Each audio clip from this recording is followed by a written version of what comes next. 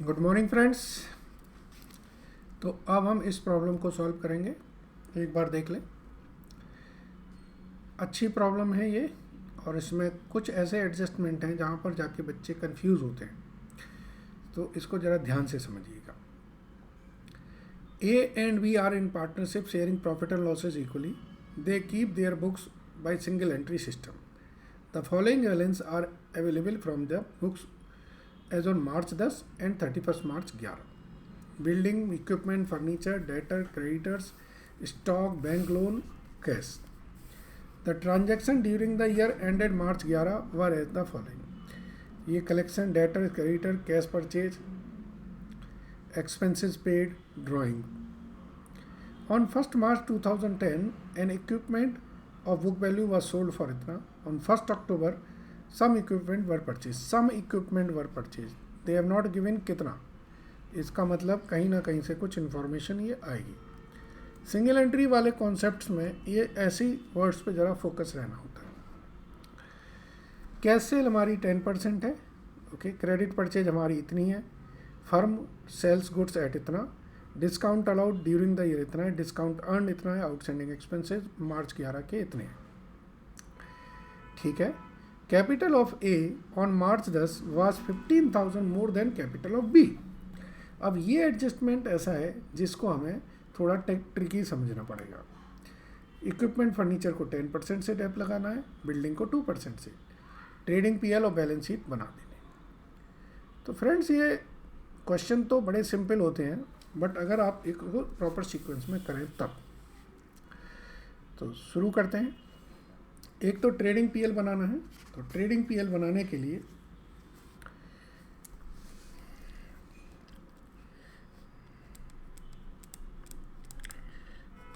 Trading and P&L for the year ended 31 मार्च 2011, ठीक है।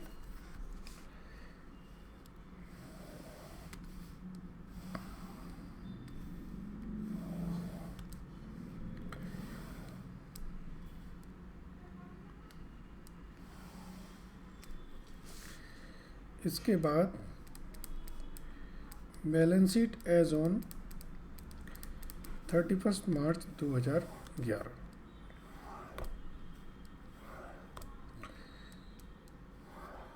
ठीक है। इसके बाद अब मुझे नेक्स्ट पेज पर एक तो कैश और एक ओपनिंग बैलेंस शीट बनेगी। तो बैलेंस शीट एज ऑन 31 मार्च 2010,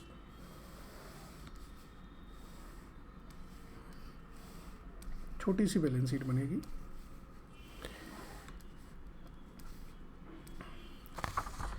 एक हमारा बनेगा कैश एंड बैंक अकाउंट।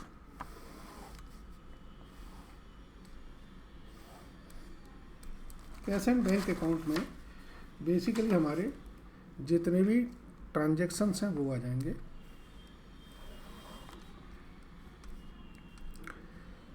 एक हमारा डेटर अकाउंट बनेगा,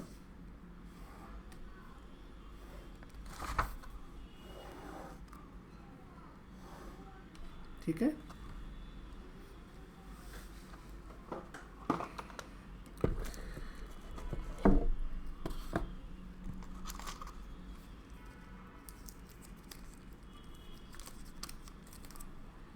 तो एक हमारा क्रेडिटर अकाउंट बनेगा।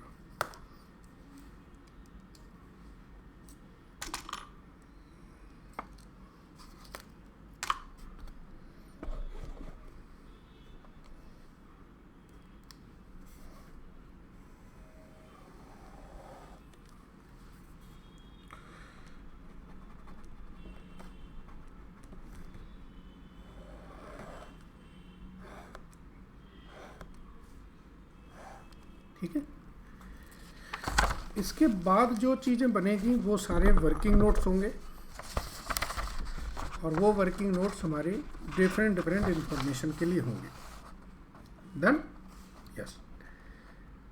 सो अब सबसे पहले हम क्या करेंगे, जो हमारे बैलेंसेस दिए हैं उससे हम ओपनिंग बैलेंस शीट में प्लेस कर देंगे, और उससे रिलेवेंट अकाउंट्स में इन्हें प्लेस कर देंगे जो बैलेंसेस दिए हैं। ठीक है, तो सबसे पहले तो हम ओपनिंग बैलेंस शीट में इन्हें प्लेस करते हैं। थोड़ा ध्यान से, गलती ना हो जाए। बिल्डिंग है, इक्विपमेंट है, फर्नीचर है, तो बिल्डिंग, इक्विपमेंट, फर्नीचर, डेटर्स का ओपनिंग बैलेंस नहीं दिया है। ठीक है, इसके बाद है क्रेडिटर्स,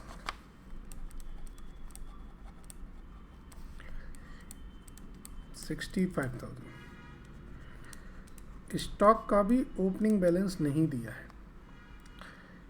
ठीक है, बैंक लोन है,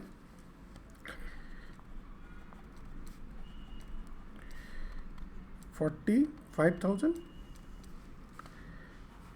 और कैश का बैलेंस आपका है $60,000। चलिए बाकी वैल्यूज लिख दें। बिल्डिंग है 150 की, इक्विपमेंट है 240 का,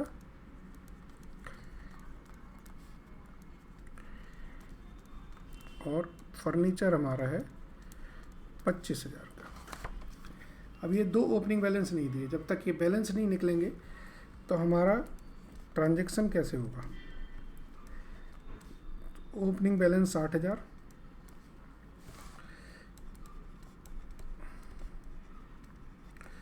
ओपनिंग बैलेंस नहीं दिया, इसका ओपनिंग बैलेंस है हमारे पास 65,000। ठीक है जी। अब जो ट्रांजैक्शंस हैं उनको लिख लें। कलेक्शन फ्रॉम डेटर है, पेड टू क्रेडिटर है, कैश परचेज है, एक्सपेंसेस पेड है। तो कलेक्शन फ्रॉम डेटर्स हमारा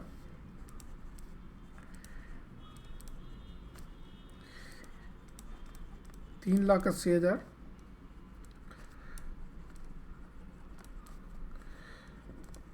$3,80,000।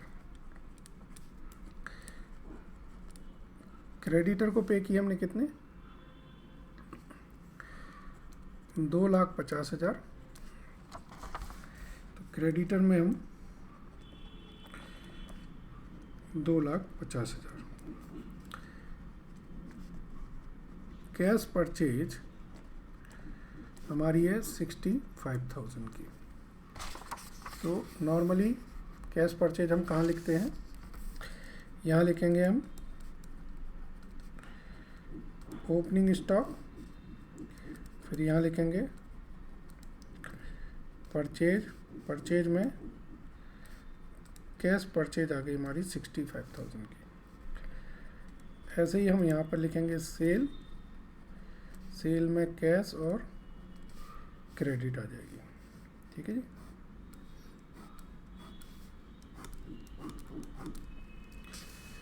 अब आगे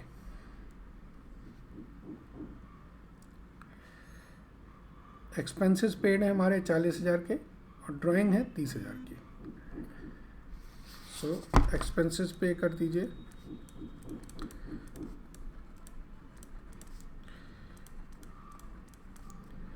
और ड्राइंग एक ही दी हुई है 30,000 अभी। ठीक है, जब तक कैपिटल अकाउंट नहीं बनेंगे एक ही ड्राइंग का हम कोई फ़ायदा नहीं। यहाँ मोस्टली जो इन्फॉर्मेशन दी है वो नीचे दी हुई है, अब उसको हम करते हैं। ठीक है, सबसे पहले कैश सेल दे रखी है 10%, तो ये वर्किंग नोट्स हम यहाँ बनाते हैं।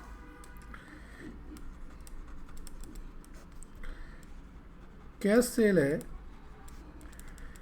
10% ऑफ टोटल, तो इसका मतलब क्या हुआ कि क्रेडिट सेल कितनी होगी, 90% ऑफ टोटल।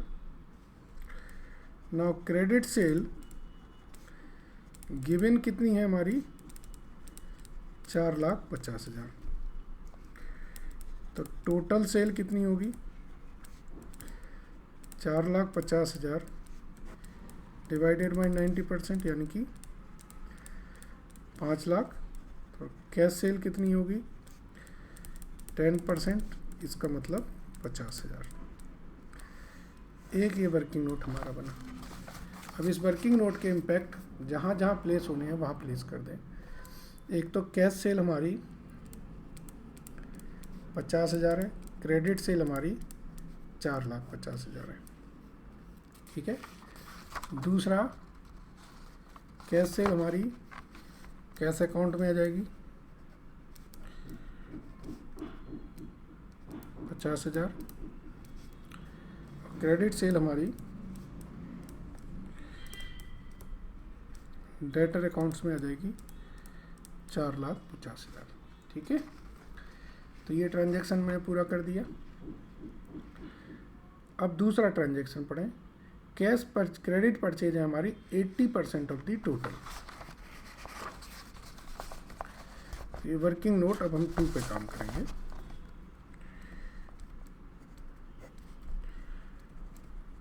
क्रेडिट परचेज है 80% ऑफ टोटल। इसका मतलब क्या है कि जो कैश परचेज होगी वो कितनी होगी, 20% of total. Cash purchase given है हमारी कितनी, 65,000। दैट इज टोटल परचेज हमारी कितनी हुई, 65,000 3,25,000। तो क्रेडिट परचेज कितनी आएगी, 2,60,000। ठीक है। क्रेडिट परचेज हमारी 2,60,000 आ जाएगी। क्रेडिट परचेज हमारी कहाँ चढ़ेगी, क्रेडिट परचेज हमारे क्रेडिटर अकाउंट में आ जाएगी। और ये जो ट्रांजैक्शन है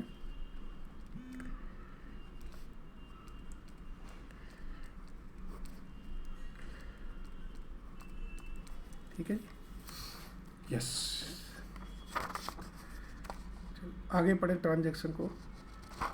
डिस्काउंट अलाउड 5500 है, डिस्काउंट रिसीव्ड 4500 है।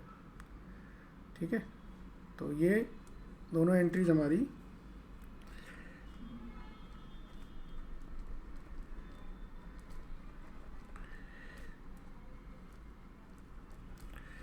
और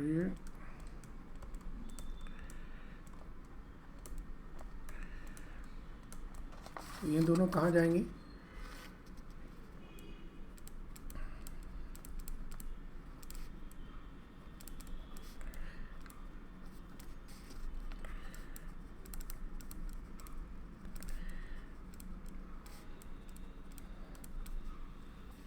ठीक है।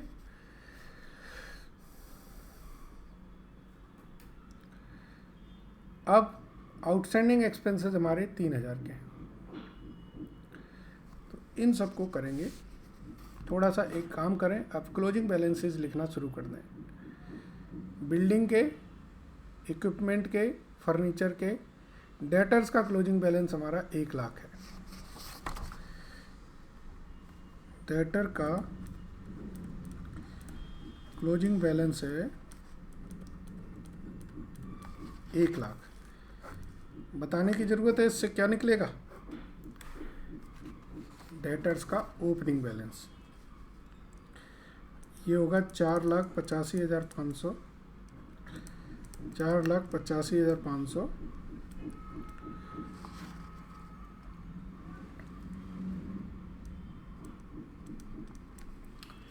तो 35,500।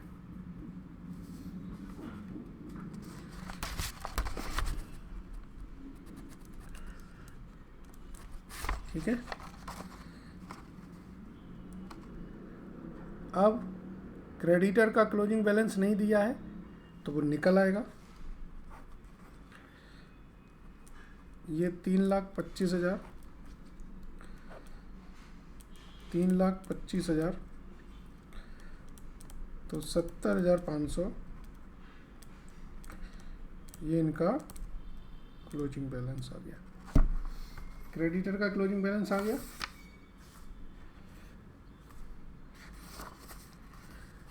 एक सेकेंड, डिस्काउंट कितनी थी हमारी, गलत लिख दी हमने, ये 4800 है, और अगर ये 4800 होगी तो ये 70,200 होंगे। इन दोनों को ज़रा प्लेस कर दीजिए, ये 4800 है, ठीक है जी। डेटर का बैलेंस हो गया 1,00,000, क्रेडिटर का बैलेंस हो गया 70,500, ठीक है जी। बिल्डिंग हमारी 1,50,000 की थी, फर्नीचर हमारा 25,000 का है, इक्विपमेंट हमारे 2,40,000 के, ठीक है। इनर कॉलम में आ गए सारे। कैश का बैलेंस नहीं दे रखा है, बैंक लोन दे रखा है, बैंक लोन 35,000 का है और था 45,000 का, इसका मतलब 10,000 का बैंक लोन क्या हुआ है, तो यहाँ पर बैंक लोन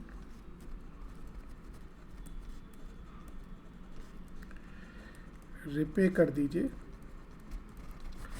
10,000 रुपये, बैंक लोन रिपे कर दीजिए 10,000 रुपया, ठीक है। अब एक इक्विपमेंट अकाउंट, इक्विपमेंट की वर्किंग और करनी है, वो हम समझा देते हैं और बाकी हमारा काम हो गया। चलिए एक हम बना लेते हैं इक्विपमेंट अकाउंट ही बना लेते हैं।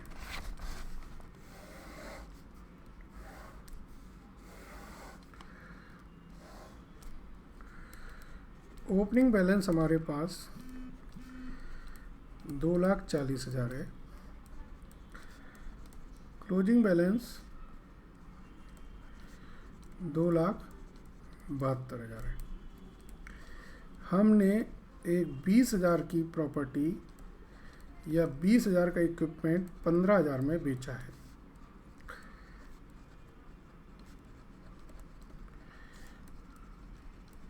ठीक है।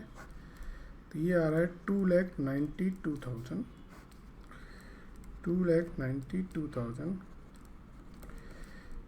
52,000 हमने क्या किया, फिर खरीदा है ना, परचेज किया। परचेज करोगे और सेल की एंट्री कैश बुक में जाएगी,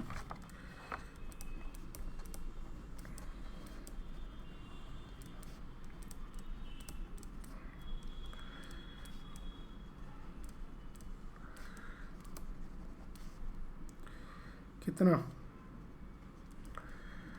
52,000, ठीक है जी। बस अब इसका क्लोजिंग बैलेंस निकालो बैंक का। इस तरफ का टोटल कितना आ रहा है, ये आएगा 4,40,000, 5,05,000,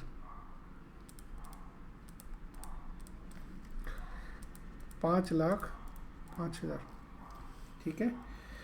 250, 3,40,50 कितना होता है, 1,05,000, 4,00,000, 1,50,000, 1,10, 58,000, यस 58,000,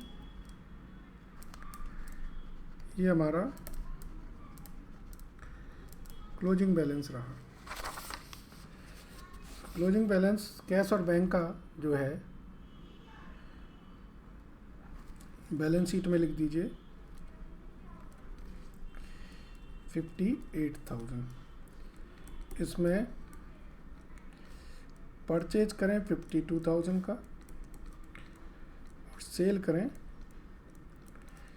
20,000 का, तो ये 2,72,000 हो जाएगा। और बेचने पे जो लॉस होगी 5,000 रुपये की, वो आप यहाँ लिख दें P&L में, और कहाँ लिखोगे, ठीक है। अब स्टॉक के बारे में क्लोजिंग स्टॉक दे रखा है, ओपनिंग स्टॉक नहीं दे रखा है। तो क्लोजिंग स्टॉक लिख लें,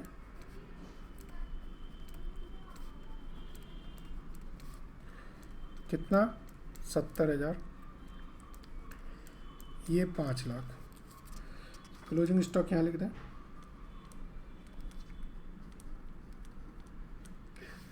ओपनिंग स्टॉक पता कैसे निकलेगा, देखिए ये लाइन लिखी हुई है,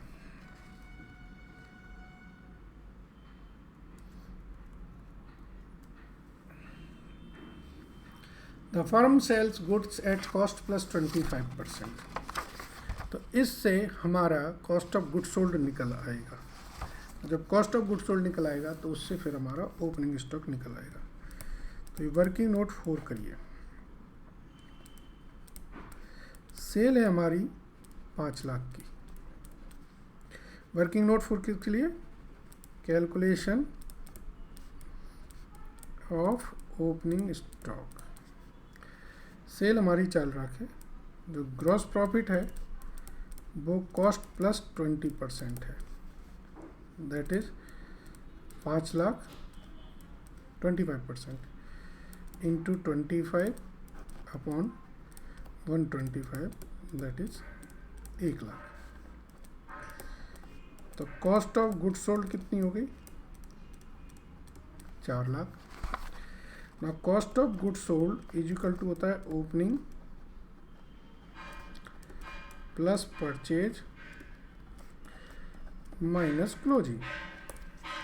तो 4 lakh is equal to opening नहीं दिया है, परचेज 3,25,000 है, क्लोजिंग आपका 70,000 है। ठीक है, तो इससे वर्क एडजस्टमेंट करेंगे हम, तो ये हमारा ओपनिंग आएगा हाउ मच,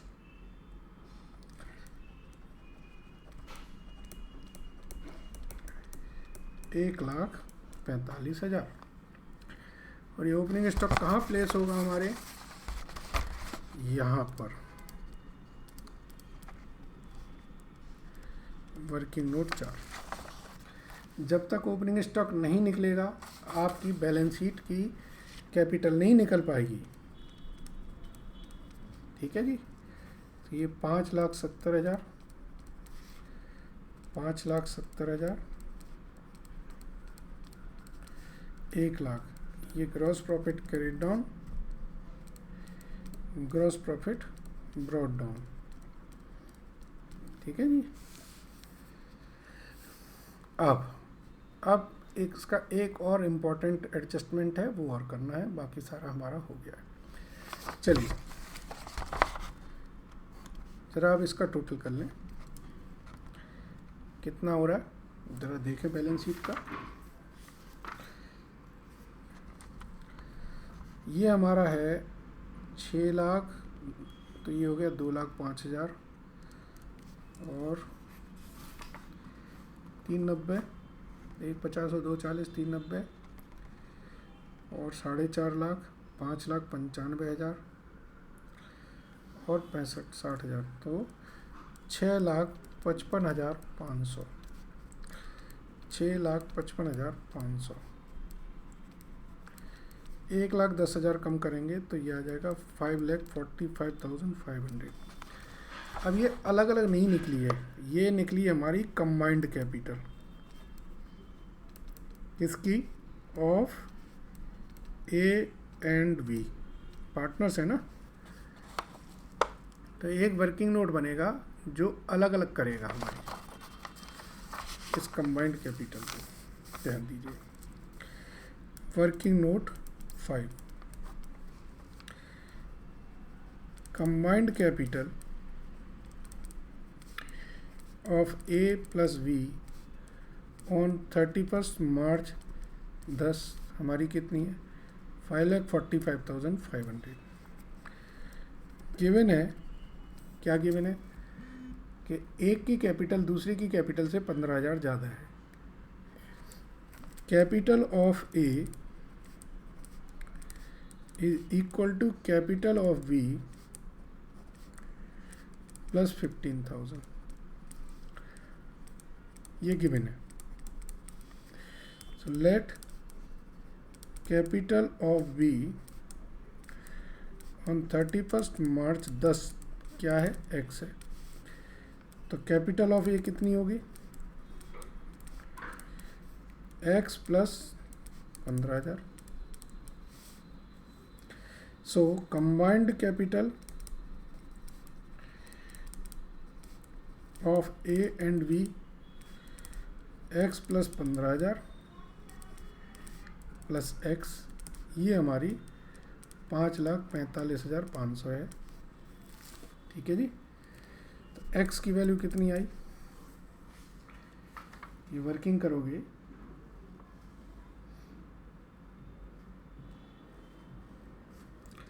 तो ये आएगी 2,65,250। That is capital of B 2,65,250 और कैपिटल ऑफ ए 15,000 बढ़ा दीजिए, 2,80,250। ठीक है। तो ये वर्किंग नोट 5 से हमारी कैपिटल्स आ जाएंगी। कैपिटल ऑफ ए 2,80,250, इसमें नेट प्रॉफिट ऐड करिए, ड्राइंग लेस करिए। कुछ याद है, 30,000 की ड्राइंग हुई थी। ऐसे ही कैपिटल ऑफ बी, इसमें नेट प्रॉफिट ऐड कीजिए, ड्राइंग का पता नहीं है। तो जब नहीं पता है तो शांत रहिए। ठीक है जी। यस। अब एक एक करके कंक्लूड करते हैं ट्रांजैक्शन को। डेटर्स ओपनिंग आ गए, क्रेडिटर्स की क्लोजिंग आ गई, स्टॉक का ओपनिंग आ गया, कैश बैंक का क्लोजिंग आ गया। ठीक है। कैपिटल्स निकल आई। अब डेप्रीशिएशन लगाना है बस, तो लगा दीजिए। बिल्डिंग पे 2% से डेप लगेगा।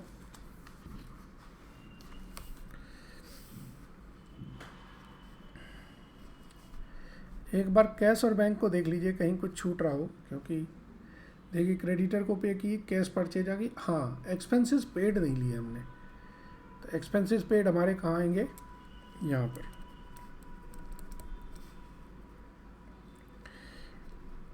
एक्सपेंसेस पेड हैं 40,000। और क्वेश्चन में देखो लिखा है, देखिए कहीं पर लिखा है आउटस्टैंडिंग एक्सपेंसेस 3,000 हैं, ये लिखा है, लिख गया। सो आउटस्टैंडिंग एक्सपेंसेस ओपनिंग के दिए नहीं है, क्लोजिंग के हैं।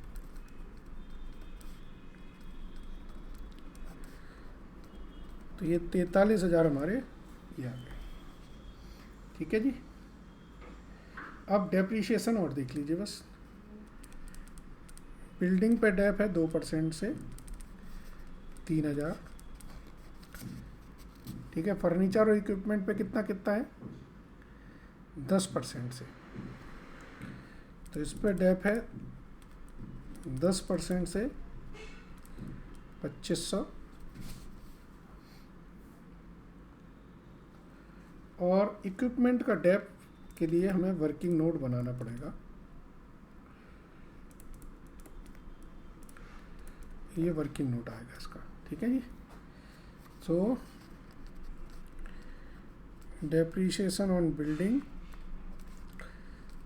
3,000, ऑन फर्नीचर 2,500, और इक्विपमेंट पे हमें, क्योंकि अलग अलग डेट्स है ना, कब खरीदा इस पे बहुत इम्पोर्टेंट फ़र्क पड़ता है।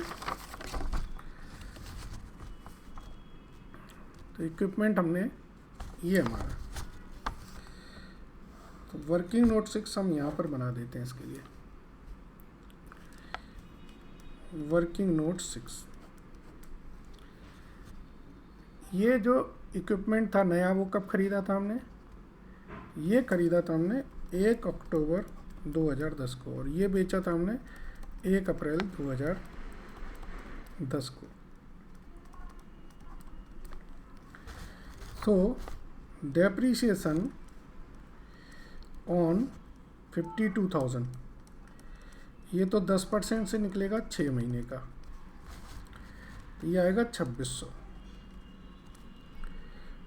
बाकी जो है 2,20,000 रुपये, 10% से आएगा 22,000, तो टोटल डेप्रीसिएशन आएगा 24,600। ठीक है, 24,600 डेप आएगा।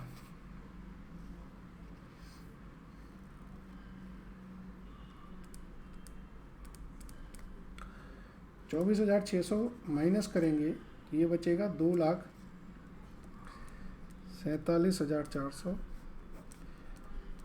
1,47,000, 22,500। ठीक है जी, तो ये 24,600। एक बार इसको देख लीजिए, कहीं इसमें कुछ बैलेंस बच रहा है, नेट प्रॉफिट निकालना है। ठीक है, तो इस तरफ का टोटल आ रहा है 1,04,800, 1,04,800। ठीक है जी, ये हमारा 5,000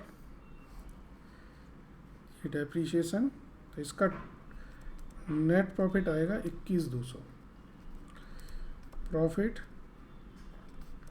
ट्रांसफ़र टू ए और बी में इक्वल प्रॉफिट ट्रांसफ़र करना है, 10,600, 10,600, 10,600, 10,600, तो इसका आएगा 275,850 और इसमें आएगा 260,850। ठीक है जी, क्रेडिटर हमारे 70,200 के हैं, 4,800 गई थी ना डिस्काउंट, तो इसका टोटल आएगा 6,44,900। अब इस तरफ का भी एक बार टोटल कर लें, डेटर्स आ गया, ये आ गया, ये आ गया, तो ये टोटल भी आ रहा है 6,44,900। ठीक है, सो फ्रेंड्स, देखा आपने इस क्वेश्चन में काफ़ी पजल था जो हमने एक एक करके सॉल्व कर दिया। इसमें जो कैपिटल अकाउंट वाला था वो भी एक अच्छा पजल है। आई होप आपको क्लियर है क्वेश्चन। Thank you.